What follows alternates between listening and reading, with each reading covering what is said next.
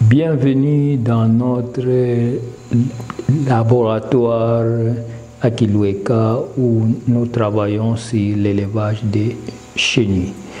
Ici, nous sommes à la 30e génération de notre élevage de la chenille Samia richini.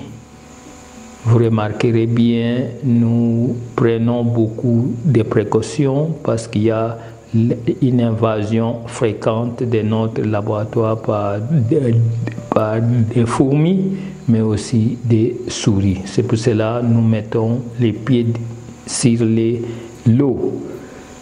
Nous descendons dans notre grand pavillon de reproduction et de conservation de la génétique dans l'ancienne briqueterie de Songandila. Dans ces grands lits, c'est environ 20 000 chenilles sont élevées pour la reproduction et pour la conservation de la génétique. Les chenilles mangent énormément et au stade actuel, il faut apporter de la nourriture toutes les 2 heures. Nuit et jour, c'est sans repos et il faut être là pour apporter de la nourriture aux chenilles.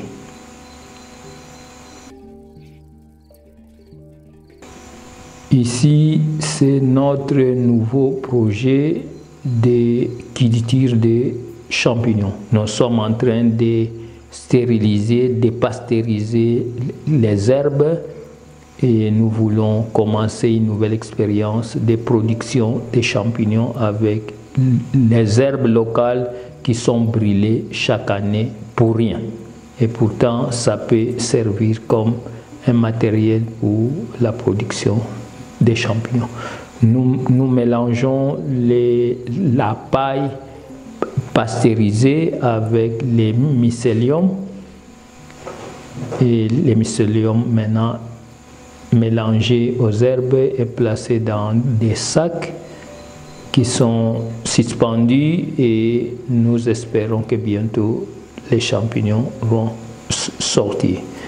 Nous avons aussi une deuxième méthode de préparation des herbes, c'est la macération. Les mêmes herbes sont macérées et nous ferons exactement la même expérience avec les mêmes mycéliums. Nous retournons à la briqueterie parce que le travail d'élevage des chenilles demande un suivi, une permanence active. Il faut toujours apporter de la nourriture aux chenilles parce que si vous laissez les chenilles sans nourriture, vous n'aurez jamais un bon poids de chenilles au dernier stade.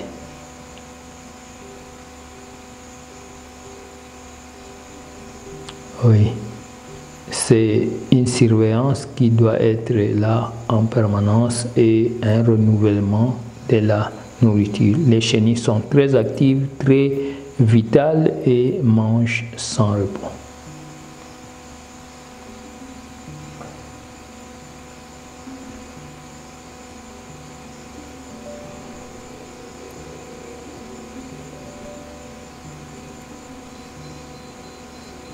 Il faut 2 ou 3 personnes pour surveiller ces grands pavillons où il y a 20 000 chenilles. C'est un travail énorme. Et maintenant, les grands lots de larves est embarqué dans notre vieux camion, direction la ferme d'élevage des chenilles à Mvumimasa. Vous voyez bien une route tout à fait envahie par l'herbe. On peut seulement imaginer où sont les pneus, où est la route. Dans 20 minutes, nous arriverons à la ferme de Mvumimasa où nous sommes de faire l'expérience pionnière de l'élevage de la chenille Samia richini à grande échelle. Oui, nous sommes déjà dans la ferme et nous sommes accueillis par les grands champs de 2 hectares de manioc, plantes, nourriture pour les Samia richini. Vous voyez bien, nous sommes toujours entourés des enfants qui aiment bien les chenilles, qui aiment bien notre travail et qui nous aident dans ces projets d'élevage.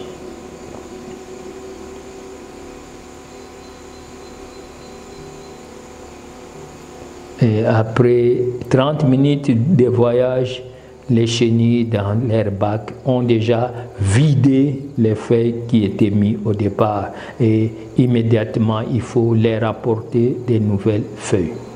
Sinon, elles vont mourir de faim, alors ce n'est pas bon pour un bon élevage. Le champ des manioc est juste à côté des lits d'élevage et la nourriture ne peut pas manquer.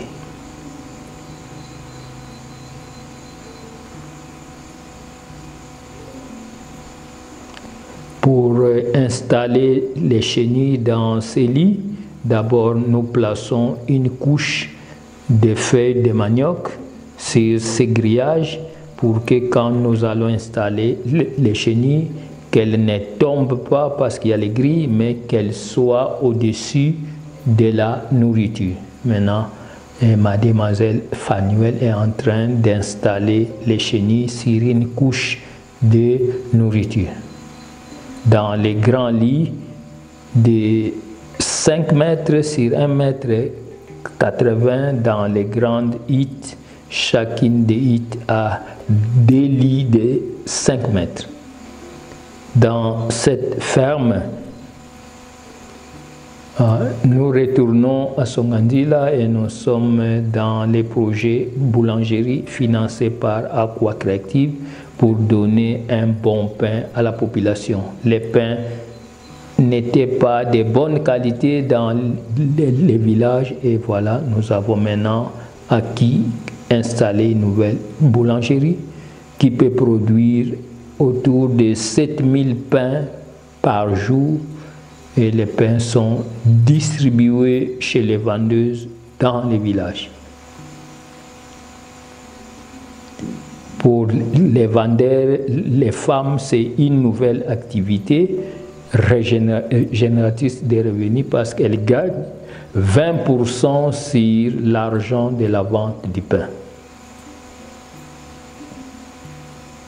À la boulangerie, c'est l'étape la plus difficile, c'est préparer cette pâte à la main et morceler et faire des formes.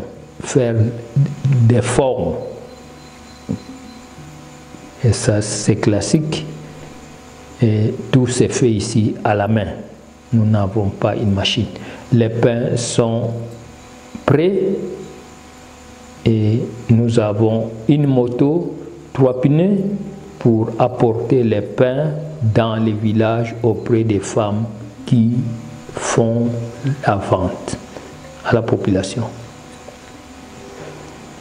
Nous visitons encore notre culture de champignons et voilà déjà 8 jours après, les premiers champignons sont déjà là. Ici, c'est le jamor qui est plus rapide. On n'a pas pensé qu'au bout de 8 jours, ces champignons sera déjà là. C'est vraiment très rapide et c'est tellement intéressant. Ah, voilà, nous sommes alertés et à la boulangerie, on nous signale une invasion des fourmis rouges. La boulangerie, le pavillon d'élevage des chenilles est envahi par une foule de milliers de safariantes. Et maintenant, nous sommes presque en alerte maximum et en lutte avec le feu pour arrêter les lignes de fourmis qui jaillissent de toutes parts dans la brousse pour entrer dans notre pavillon. Le feu, nous utilisons pour brûler les fourmis parce qu'elles sont plus fortes, plus nombreuses que nous et nos lits d'élevage sont déjà envahis par des fourmis et nous devons arrêter des nouvelles arrivées avec le feu Voilà, maintenant nous sommes vraiment désemparés. Partout il y a des fourmis. Les lits sont suspendus et les fourmis sont entrées dans les lits par les toits. Et ils sont descendus dans les fils de suspension des lits pour envahir tout notre élevage. Partout, c'est le feu parce que les invasions des fourmis rouges sont de tous les côtés. Et pendant plusieurs heures, plus de 4 heures, jusqu'à 1 heure du matin, nous avons combattu sans arrêt les fourmis avec le feu et avec des mazout pour brûler autour pour que nous puissions sauver. Peut-être 25% de notre élevage a été ravagé par les fourmis. Les chenilles sont tuées et c'est vraiment très dur pour nous. Tous ces lits que vous voyez sont pleins de fourmis qui descendent dans les lits du toit pour entrer là où il y a des chenilles. C'est dur, mais on ne pouvait pas faire autrement et nous nous battons pour qu'on arrive à arrêter, à minimiser les dégâts sur notre élevage. Vous voyez, les lits sont pleins de fourmis et les chenilles sont vraiment en difficulté. Nous retournons dans notre culture des champignons et voilà, 2 jours après, les premiers champignons pulmonaires Jamo sont là. Ils se développent très bien, très nombreux champignons par sac. Et ils poussent très vite, très vite, très très vite. On ne pouvait pas imaginer que ces nouveaux champignons chez nous est aussi rapide et efficace. Nous sommes en train de penser si nous trouverons un donateur qui nous aiderait à réaliser ces projets pour la population. Chez nous, les champignons sont devenus rares et pourtant c'est un aliment aimé par la population. Voilà, Madame Jolie arrive à la culture des champignons. Les champignons sont déjà prêts pour une première récolte. Voilà, les champignons sont bien développés et Jolie est en train de récolter. Et sûrement, elle va faire un excellent menu de champignons que la population va essayer. Ce n'est pas nouveau, mais il existe aussi chez nous des champignons pareils, mais qui sont dans la forêt, mais qui sont de moins en moins abondants. Et ça serait une bonne chose que ces projets, les champignons que les femmes aiment, trouvent un donateur pour que nous apportons les champignons à la population. Voilà, Jolie est en train de montrer aux femmes du village les nouveaux champignons qui viennent non de la forêt mais une culture moderne dans la maison. Voilà, Madame est en train de réfléchir parce qu'un champignon pareil existe aussi dans la forêt chez nous. Mais ce n'est pas la même espèce, mais une autre espèce.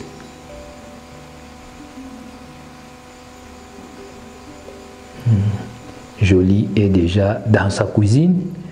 Elle est en train de s'apprêter pour faire une excellente cuisine pour ces champignons. Première fois à Kiloueka, première fois au Bas-Congo qu'on va manger. Voilà, c'est déjà prêt. Une belle sauce, comme Jolie sait très bien faire une bonne cuisine. Nous avons amené notre champignon, notre menu de champignons dans les villages et la population est invitée et tout le monde est en train de s'apprêter pour essayer ces champignons.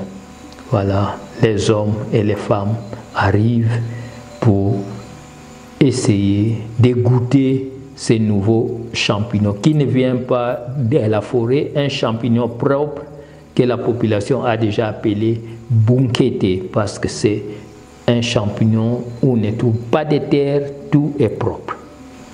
Magnifique. Oui. Fanuel est en train de partager, de servir. Voilà dans notre laboratoire d'élevage de Samia, les premiers papillons sont déjà là. L'émergence a commencé, vient de commencer.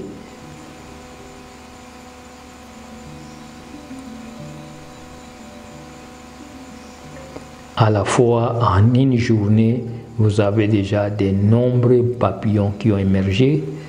Peut-être ça s'est passé à la nuit. Maintenant, les ailes sont bien déployées et Chance et Fanuel sont en train de récolter tous les papillons pour les installer pour que les mâles et les femelles puissent s'accoupler.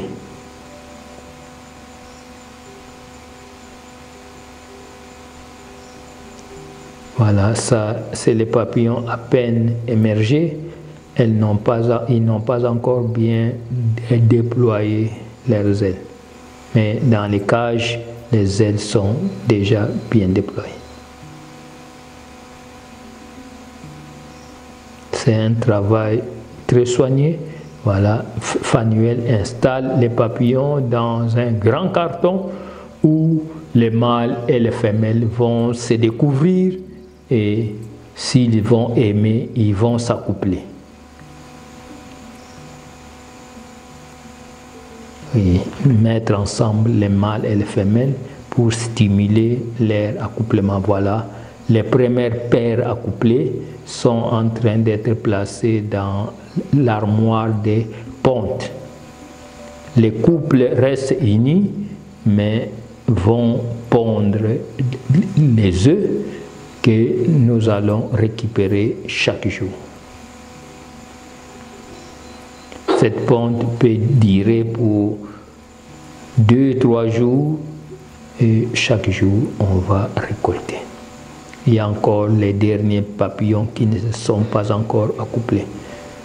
Voilà pour dans notre culture les premiers champignons des pulmonaires sont déjà là et prêts pour la cuisine. Il y a aussi les jamors qui étaient déjà là, mais qui continuent à croître, à pousser. Voilà les deux espèces que nous avons expérimentées. Alors les jamors se développent très très vite. Nous descendons à la pisciculture où Nsimba a vidé les grands bacs circulaires pour qu'on récupère les alevins et les reproducteurs.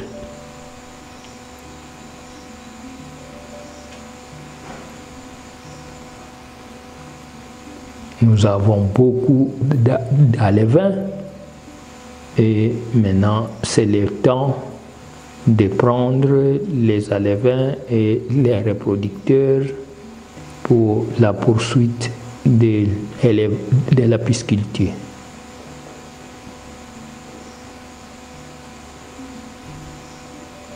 Il y a parfois des grands poissons qui vont servir des reproducteurs et les alevins vont être mis dans les grands bassins pour qu'ils puissent grandir.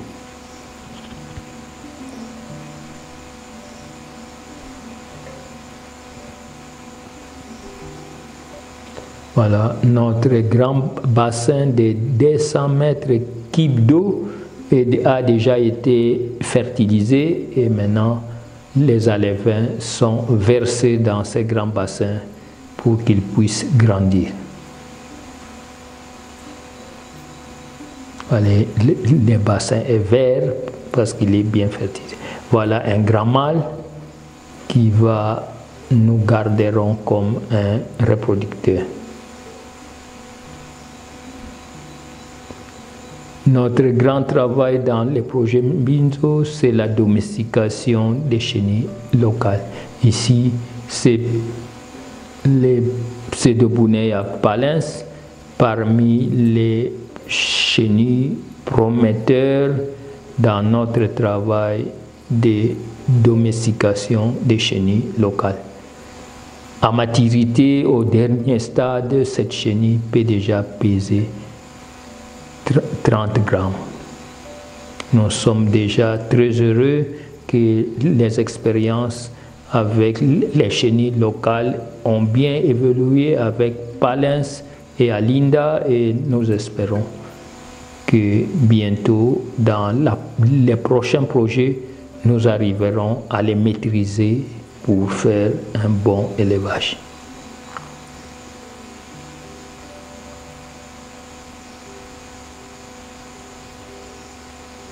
Ah, voilà, ça c'est les Lobobunea felusa, la chenille très aimée qui pèse autour de 30 grammes.